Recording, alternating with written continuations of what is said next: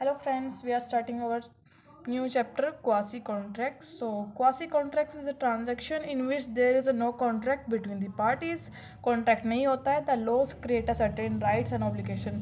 जो law होता है वो certain law creates करती है certain rights and obligations between them which are similar to the contract which are created by the law.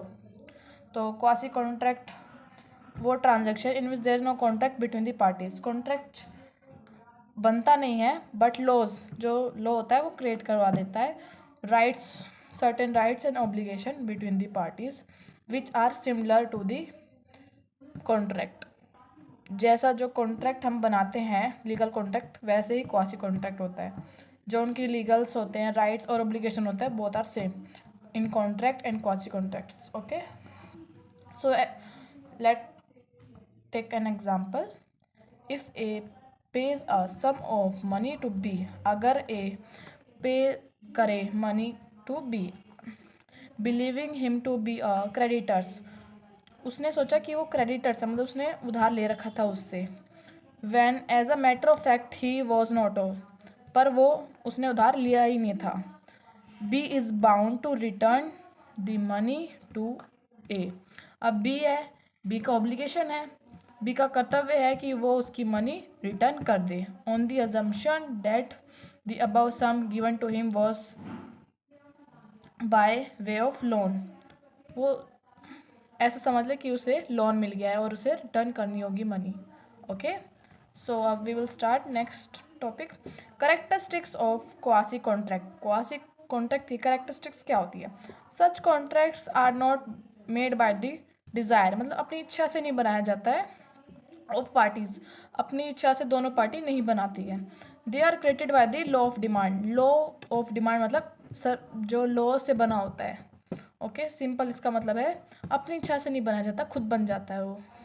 ठीक है, जैसे कुछ कंडीशन हो जाती है, सर्कमस्टांसेस हो जाती है जिसकी वजह से कॉन्ट्रैक्ट बन जाता है.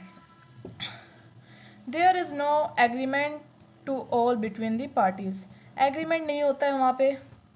Okay, the contract come into the existence between after the party has received a profit or a money.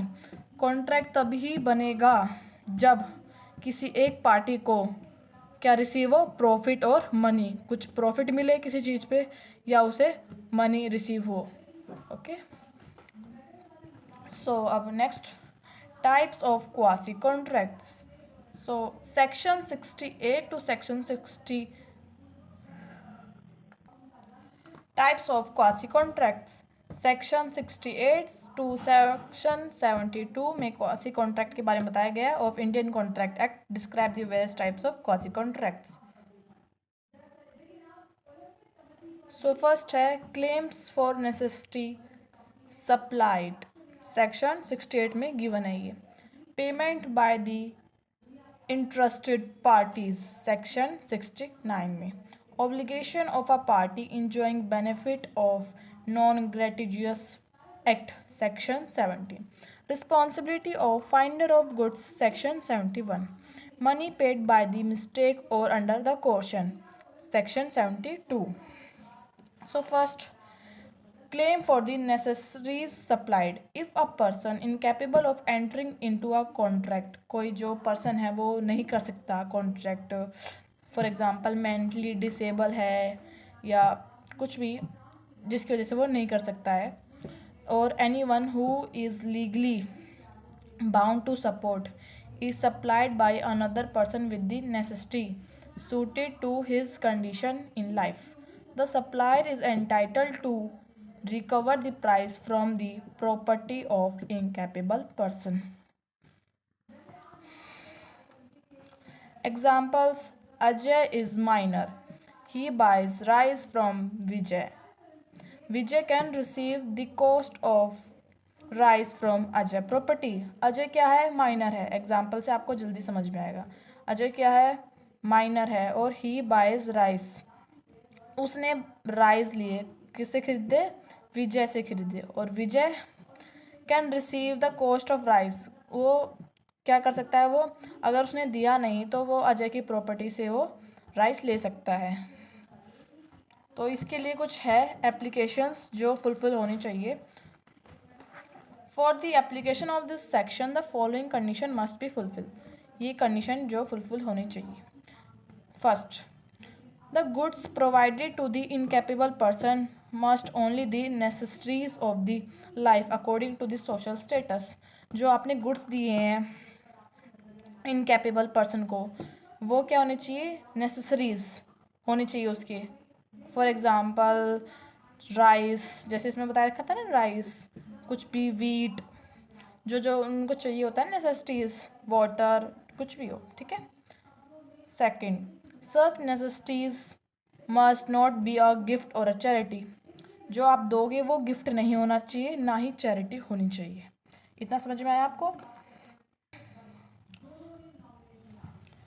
Third, it is only the property of the incapable person which is liable for meet the liability. क्या है, property किसकी होनी चाहिए, incapable person की, और वही जो उसके कॉस्ट होगा, जैसे इसमें बताया था राइस का कॉस्ट, वो क्या करेंगे, उसकी अजय की प्रॉपर्टी से लिया जाएगा. उसी तरह okay. Such necessaries must only be provided to incapable person और those who are dependent upon him. जैसे ये इसमें बताते हैं पॉइंट में कि जो नेसेसिटीज़ होती है, जो सामान होता है परचून का या कुछ भी समझ नेसेसिटी सामान होता है, वो होना चाहिए provided to the incapable person, जो नहीं कमा सकता या फिर मेंटली डिसेबल है, और या फिर उसकी वाइफ को, अगर उसका हस्बैंड काम नहीं करता, मेंटली डिसेबल है. ओके.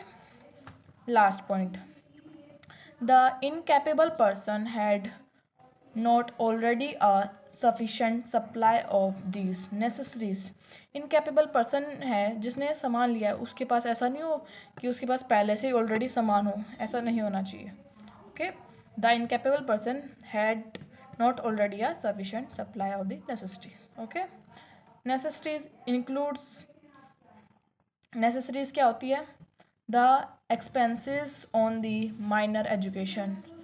जैसे माइनर के एजुकेशन का, the expenses on the premature of an incapable person, wife, husband और uh children. Okay. Second, payment by an interested parties. Section कौन डिफाइन करता है, section 69. This section provide if a person make the payment which is legally duty of another person.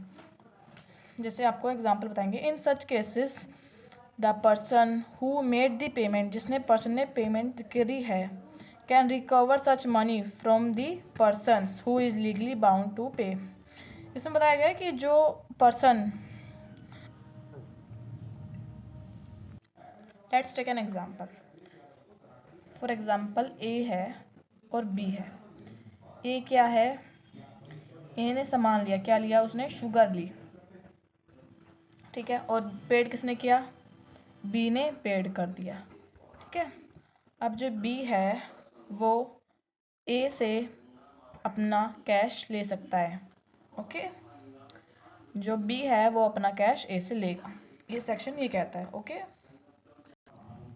इसकी कुछ condition है जो fulfil होनी चाहिए.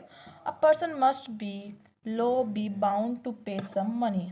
क्या होना चाहिए, वो लॉफुल मनी होनी चाहिए. ऐसा नहीं होना चाहिए कुछ ड्रग्स वगैरह का मनी, ऐसा नहीं होना चाहिए.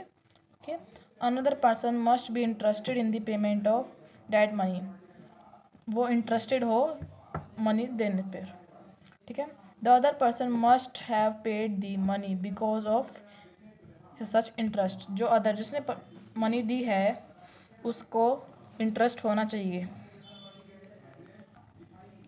ये मोस्ट इम्पोर्टेंट केस है जिससे आपको थोड़ा अच्छी तरह समझ में आएगा. ठीक है. हजारी लाल और Naurang Lal. In this case H is a lease holder of land that belongs to N who has not paid any land revenue for many times. इसमें क्या है, एच है जो लीज होल्डर है, और किसका है, लैंड, एन का है. ठीक है. जिसने क्या है, लैंड रेवेन्यू नहीं दिया है. ठीक है. The state has served a notice to N. जो स्टेट है, जो गवर्नमेंट है, उसने नोटिस दिया एन को, that unless the arrears of the revenue were paid by a certain date the land would be auction to release the arrears. उसने notice भेजा कि अगर आप अपने जो ड्यूज़ है, एरर्स है, वो पेड करो, वरना आपका जो लैंड है वो ऑक्शन हो जाएगा, नीलामी में चला जाएगा। Okay, according to legislation H lease would terminate with the sale of the land.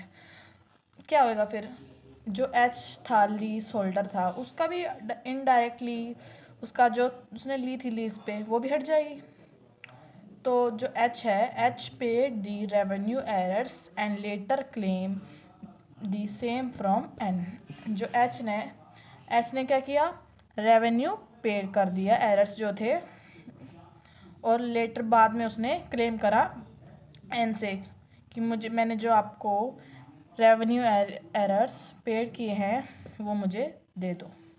Okay, the court held that N has liable to pay H the amount he had paid to clear arrears. Court ने बोला कि जो N ने जो पे किया था H को, जो अमाउंट दी थी वो क्या है, वो उसे पे करनी है। आया समझ? ओके।